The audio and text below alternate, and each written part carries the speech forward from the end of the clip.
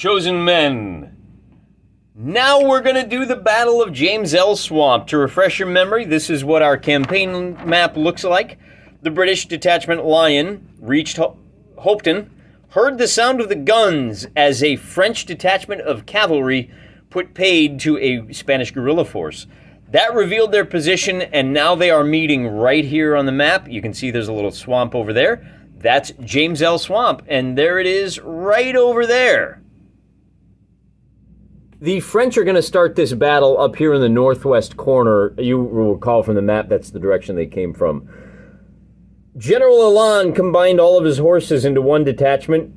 The GM did not because he doesn't have enough horses to do that. So this orange post-it note is our Lancers. We've got an officer, a standard bearer, and a bugler.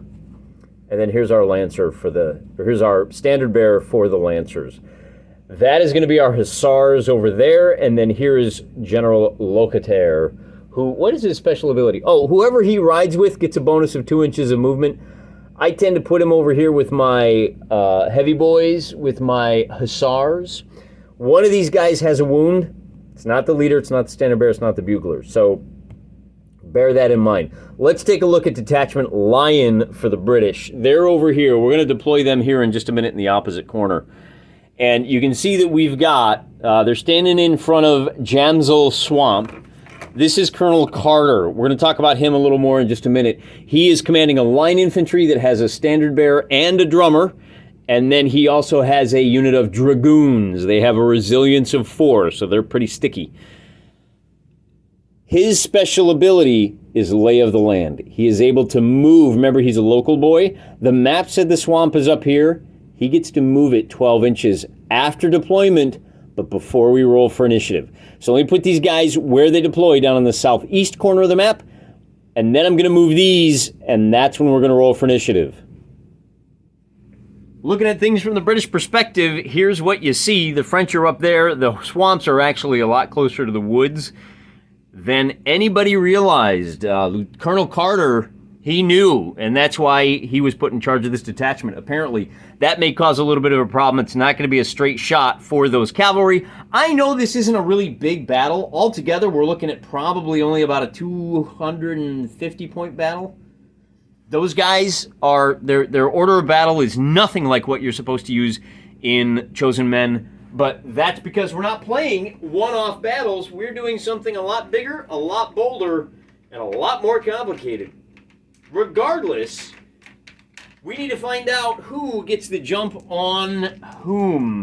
We're going to roll for initiative. Red coats, red die. The British get to go first, and they actually pass the initiative over to the French and say, why don't you guys go ahead and show me what you got?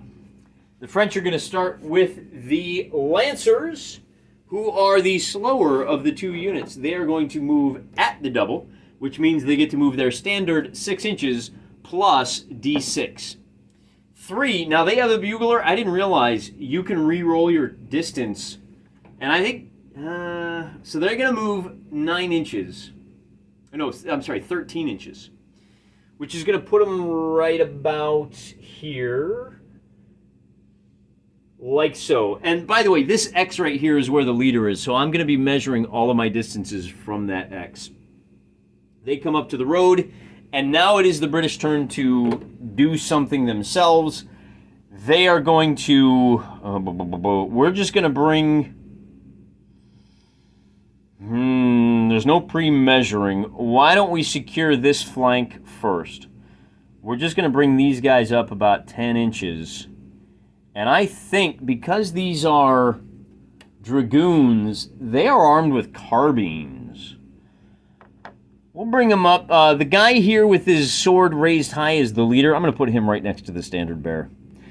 And we're going to bring him up a little something like that. We want to maintain... Well, we're going to get to move first next time, so they may get the charge against that unit of Lancers. We're going to stop right there. Let's take a look at the carbine. I do have a quick reference sheet which should help speed things along. The carbine has a range of... 12 inches, hitting on 5s. They'd have to move to within charge distance. Where did he start from? I think that's all they're going to be able to do this time around. Yeah, and then he can actually... Boy, he might have been able to charge. You don't want to do that, though. You want to force those guys to move. Which they're going to do. They're going to move at the double, and they're going to re-roll that with the bugler. They had... Oh, look at that! I think we had that problem last time, too, didn't we? So our leader is going to move 12 inches to there, and then he's going to move 1 more inch. Fortunately, they're 1-inch bases. Oh, but I forgot. They get a bonus of 2 inches. Because the Major Domo, the guy in the bicorn, in the black bicorn, he is a cavalry officer. So his boys always have a little bit of extra pep in their step. Then these guys are going to get to go, and we're going to put them... Now they are armed, this line infantry is armed with muskets. So if they just open fire from here, they do have first volley. We're not using Cauldron of War strategies, which means not much. Now, the British do have a rule, 3 shots a minute. Any infantry performing a fire action with muskets, if they spend an extra attack, they gain D3 extra shots for every full 5 models.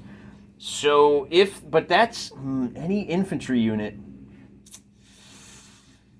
So we've got a full, they could gain 2d3 extra shots. Can they fire when they do that? Can they combine that with first volley? Let's take a look. The first thing we have to check is the range. They are beyond 9 inches, so the 5 up to hit becomes a 6 up to hit. If we spend an extra attack unit to fire an aimed shot, that drops back down to 5. So we're going to get a total of 10 shots plus 2d3 extra shots because the British have 3 shots a minute. So with a 10 divided by 2, it's going to be an extra 5 shots. So they're firing 15 shots, hitting on 5s, and re-rolling 1s because they're re-rolling misses because it's the first shot of the game. 15 shots, hitting on 5s, re-rolling all misses. 1, 2, 3, 4, 5. Wow, I think we're going to re-roll that. So we get 6 hits, and then we re-roll the misses for the opening volley. It's the only time we're going to get to do this. So 6 hits, plus an additional 1, 2, 3, 4 hits. So 10 hits altogether on these Hussars who have a resilience of 3. So any 3 up is going to be a wound. We'll remove the misses and we get a total of 1, 2, 3, 4, 5, 6, 7 wounds. So everybody now has a single wound in this unit. And those wounds will carry through at least the rest of the day. I'm not going to mark it. They're all down to just 1 wound apiece. Great shot on those Hussars, but it didn't affect their numbers at all. We are now done with the first turn. Moving into campaign turn number 6, the British have the initiative, except that there's a chance. If I roll a 6, the French are able to steal it. They do not. British have the initiative. These guys are going to fire again. They're going to use 2 tack. Well, first of all, the leader is going to order them to stand your ground so they can re-roll failed command checks. That's going to be important because I think they're going to get drilled here in just a minute. They are going to fire another volley. They're going to fire their 10 shots, and again, 3 shots a minute means they get to roll an extra 2d3 shots. With a 9, it's going to be 2 here and 3 here. They're going to get to fire an extra 5 shots.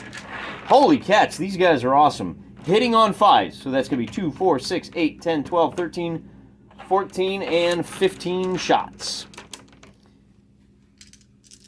By the way, Colonel Carter, he has a pistol and saber. He's not participating in this, even though he's with them. So hitting on 5s, they get, this time around, they get a total of 1, 2, 3 hits.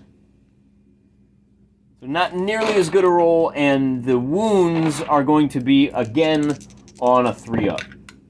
So they do 2 wounds, and each of those wounds is going to remove 1 of the... We'll pull 1 from this side and the other one from this side. So these guys have taken 2 wounds. They are now out of the campaign. But it is the French turn. So the French have to decide, since these guys have already acted, they want the Lancers to come into contact with these guys first. The question is going to be, do you... Well, I mean, they could charge both of these guys into here. That might be the smart play. I think you need to get the charge in on these guys. That's what we're going to do. Lancers are riding to try to win this combat.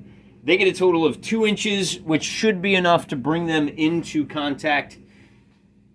They are 12, so our leader is, that's 12 inches, and that 2 is just enough. So anything but a double 1, which, I mean, that happened last time.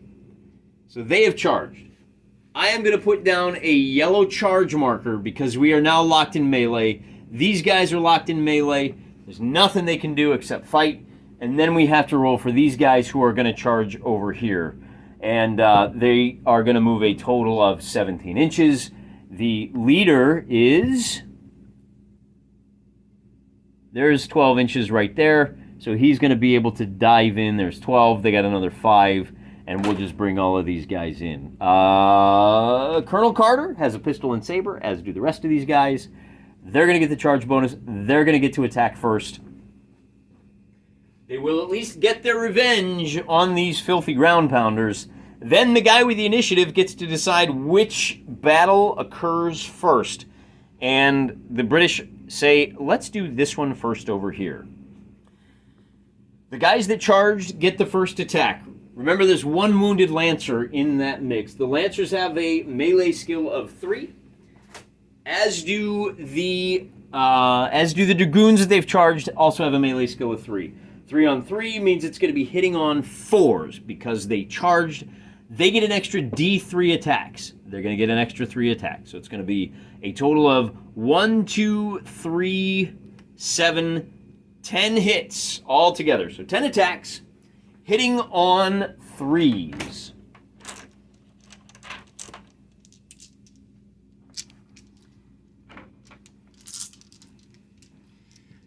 Do we have any special weapons we need to deal with? Oh, you know what we do? Yeah, we do, actually.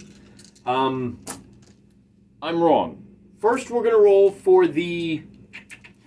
We've got 7 pistol shots as they ride up. We're going to give them 2 bonus pistol shots and 1 bonus saber shot. So these are the pistol shots that all hit on 3s.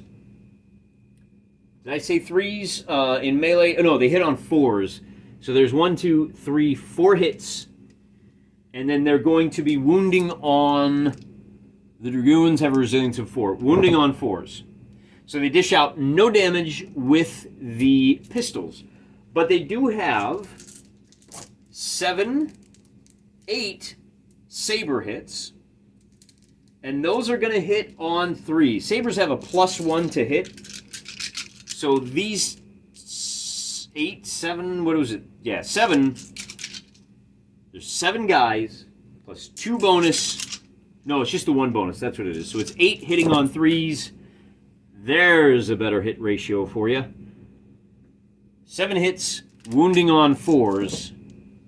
They're going to deliver a total of 1, 2, 3 wounds.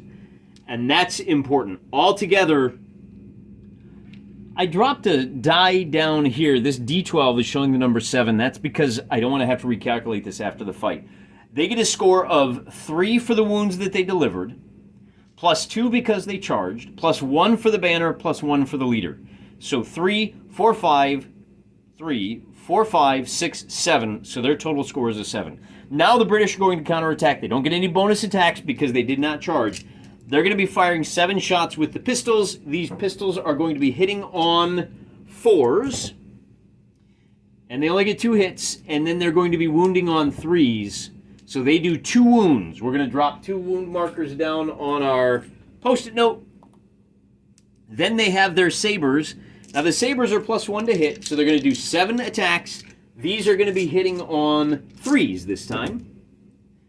They get 4 hits there. And then they're going to be wounding on 3s. Another 4 wounds.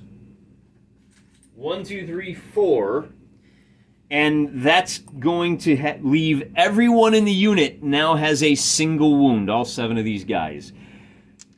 The total score for the British now is going to be 6 for the wounds, +1 for the standard bearer, +1 because the commander is within 6 inches. Let me just double check that, of one of the guys involved in the melee. They now have a total score of 8, which means the British have won by a single point, and the French have to make a command check at -1.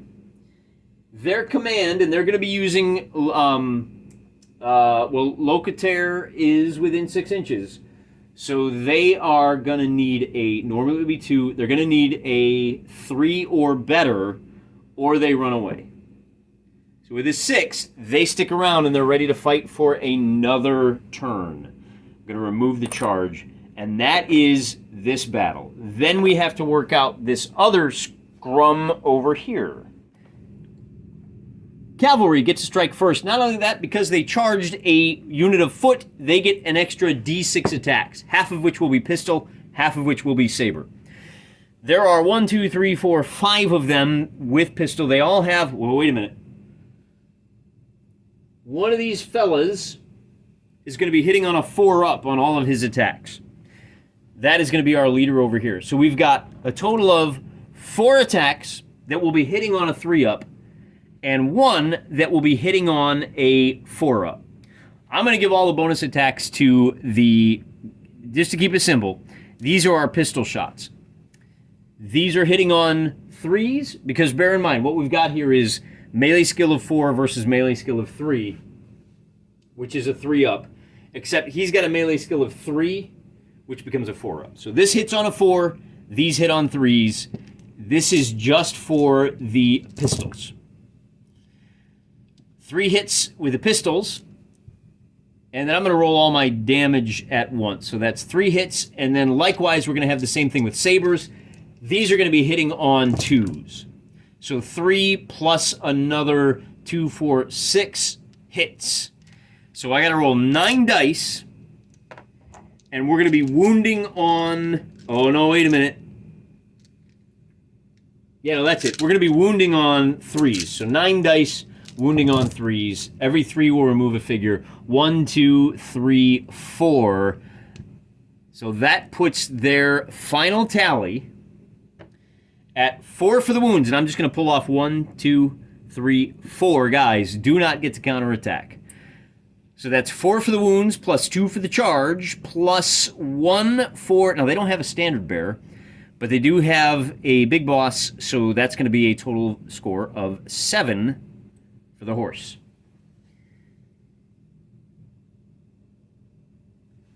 Then we have to do the counterattack by the British. They're going to have 2, 4, 6, 8 attacks, 9 attacks. They're all going to be attacking with a melee skill of 3 against a melee skill of 4. That means they're going to be hitting on 4s with their... Oh, wait a minute. Okay. So... this is going to be the role for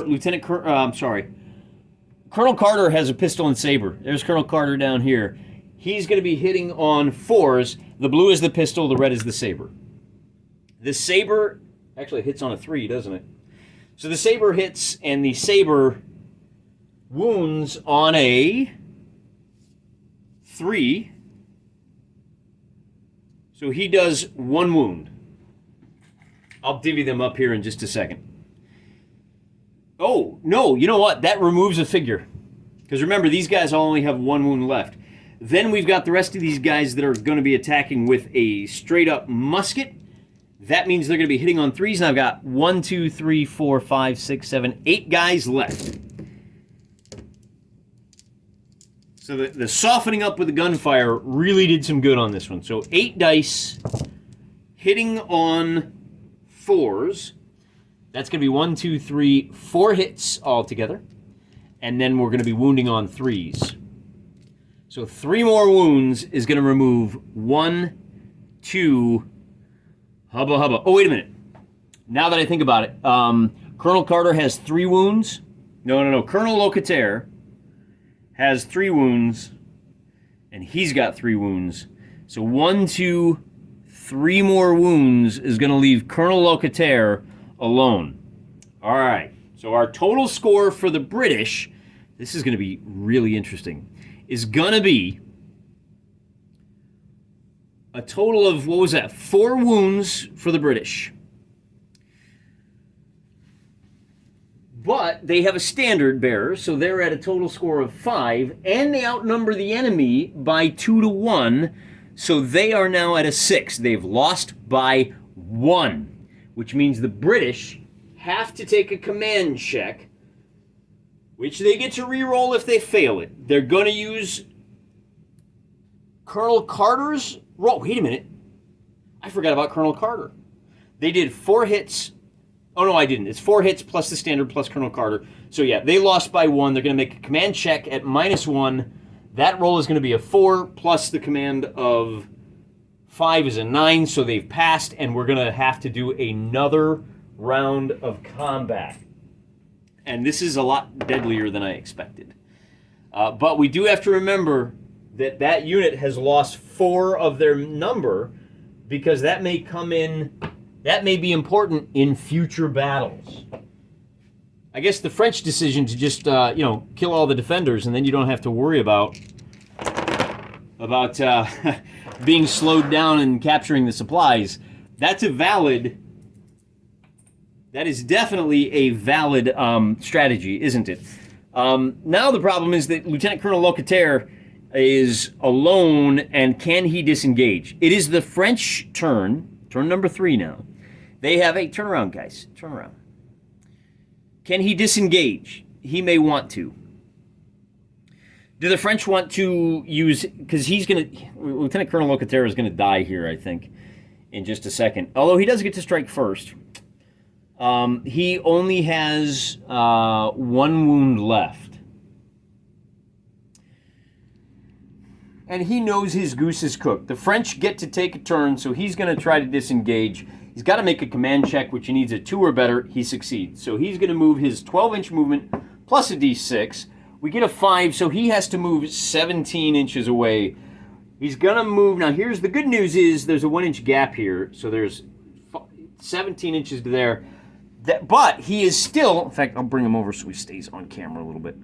He's within line of sight. He's within 18 inches. These guys can take a shot at him. 3 shots a minute means these 7 guys get a bonus of D3 shots. They're going to get 2. So they're going to be hitting on, let's see, we're taking 7, 8, 9 shots, hitting on 5s, and they're going to get a total of 2 hits. Both of those hits need, that means he's going to make his wound check, and his resilience is 3. We're looking for 3s, and that gives him 2 wounds. Did he have any? 2 wounds is all he's got. So Lieutenant Colonel Locataire goes down. And then the French are going to say, yeah, you know what, we got to do this combat. The French have the initiative this turn, so they get to attack first. They still have 7 guys on the board. All 7 have a single wound. Because there are the 7 of them, they're going to get to make 7 attacks with a pistol. Melee of 3 for the Lancers versus 3 for the Dragoons means they're hitting on 4s. This is for the pistols, by the way. They get 4 hits, and then the Dragoons have a resilience of 4, so they're wounding on 4s. They get a total of 2 hits. And I'm going to, just because these numbers start racking up, I'm going to put a little die there. There's a number 2. So there's another couple of wounds.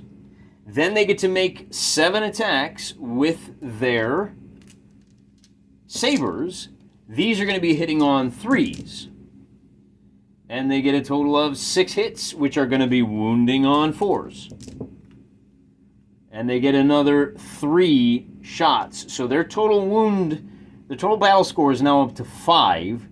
And they do 1 wound to the standard bearer. And we remove 2 of these guys. They have 2 wounds apiece. So they've taken 2 of the Dragoons off the board. Their total score is going to be 6 because they... Well, wait a minute. No, it's going to be 5. That's what we know for sure. Oh, and you know what we're going to do? I take it back. We're going to leave this guy on the board because we want to stay within 6 inches of him. All right, Brits. Let's see. In fact, well, why don't we just take the guys off the back rank? Now we got a total of 1, 2, 3, 4 shots with the pistol. And these shots are going to be hitting on 4s, wounding on 3s. So 2 wounds.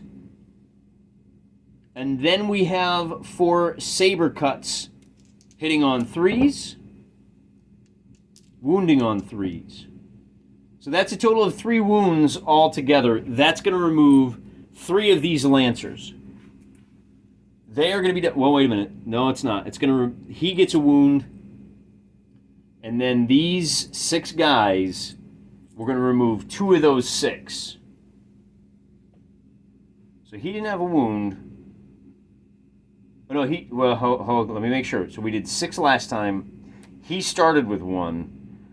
So we'll mark him just so we remember. He has a wound. And then... Oh, that's the wound that he came into the battle with. So yeah, we're removing 3 of these guys. So we are now down to 1 Lancer, the Officer, the Standard Bearer, and the Bugler. So we do still have the Standard Bearer. Okay. This Post-it note now represents... I'm going to cross that off too. The Officer, the Bugler, and 1 Lancer. Now the key here is that those 3 hits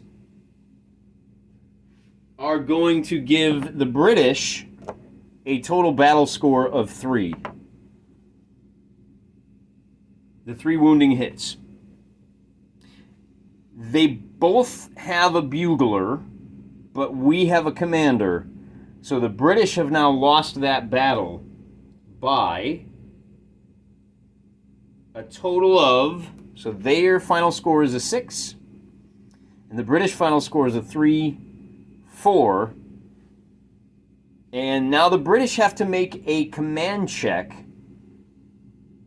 at -2 this time. They get a 6, becomes a 4, added to his command. Oh, they get a +1 because he's nearby. So that means this becomes a roll of 5, added to their command of 3. They have passed.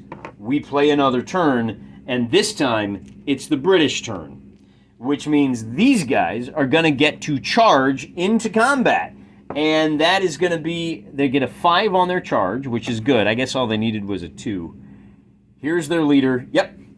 So these guys now pile in, and that's the only movement or anything that's going to happen. They do get to re-roll. I guess the leader gave them a hold steady, boys. But the British, it being the British turn, the British now get to decide who attacks first. And of course, well, in the case of a tie, the British cavalry are going to get to attack first. They're going to get to fire 4 shots with the pistols. And just as with last turn, those pistols are going to be hitting on 4s. So they get 2 hits with those. And then they're going to roll 4 saber hits, hitting on 3s.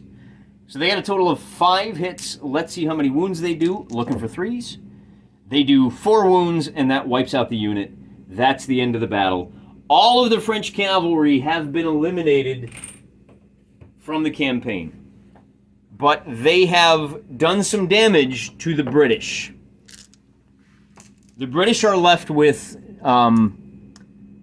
barely a unit of dragoons. They did some damage to these guys as well, but Detachment Blue is now removed from the game.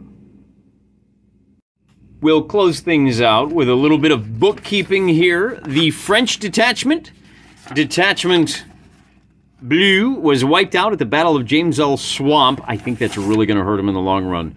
Now, depending on how things go, there may be some reinforcements on day 2, but if the French get reinforcements, I'm going to be giving reinforcements to the British as well. I think today is going to be a bad day for the French. For their part, the British detachment Lion is now down to just 6 infantry instead of the 9 that they started with. No, 8 that they started with. I'm going to go back and rewatch. I feel like there should be less guys there. Did they really start with 10 infantry? I think they did.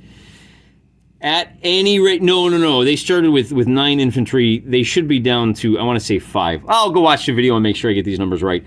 Their dragoons were half wiped out. They've only got 2 dragoons left over, plus their sergeant and their standard bearer, and all of those guys have 1 wound. So this dragoon unit is pretty fragile. I'm not sure where they're going to go. The other thing to consider is that battle took a total of 4 turns. So remember that it started at about the second half of turn 5. So all of turn 6 into turn 7. They're going to have to spend turn 8 recovering. So Detachment Lion is here until turn 8. Which is significant because Detachment Wheel is here in Hopeton on turn 7, eyeballing Detachment Rouge for the French, wondering if they should make a play for the bridge. I don't know what the results are going to be. They're here in a battle up here. They made to decide over here, and then of course we've got some stuff going on in this region. You know what? I take it back. This is pretty easy. Detachment Blanc is going to go to this village, this farmhouse here, and they're going to loot it, and they're going to make a break for it. Detachment Unicorn is going to get up to here. Now this is their goal is Hethwell Farm, and until they get to right about here, they're not going to. 1, 2, 3, 4, 5, 6.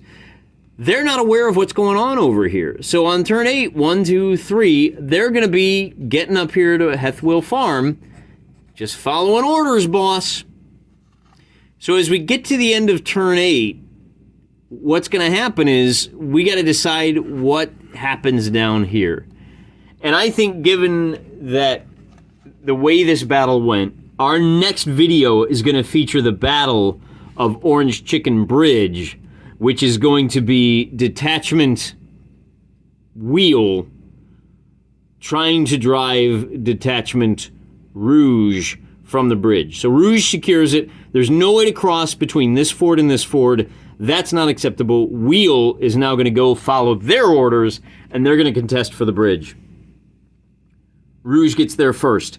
That'll come up in the deployment. The deployment will look something like this, with Detachment Wheel trying to drive them off. The next question we have to analyze here is, if these guys spend all of turn 8 recovering, then on turn 9, 1, 2, 1, 2, 3, turn 2, they could possibly appear on turn number 3 or 4. So the Battle of Orange Chicken Bridge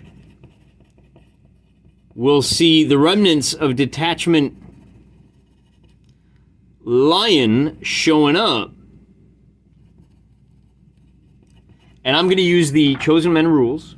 I'm going to start rolling on turn 4. They'll show up on a 6. On turn 5, they'll show up on a 5. On turn 7, they'll show up on an 8. So that'll reflect the fact that they took more casualties. They've got to move through the town. It'll take them some time to realize that there is a battle going on here, confusion, just the general kind of mop-up. One other thing I need to do is move this swamp down to here on all of my maps, because it turns out it's a lot closer to the road than we realized. And that may come up later, as Detachment Blanc decides whether to just take the money and run, or hasten up the road to fight these guys. That'll be, or to send one guy off and then reinforce. As Unicorn, it basically, they're out of the fight for the day. But they're going to be rested and refreshed and ready to go on day 2. If we even get that far, I don't know. We'll see. I'm praying for you.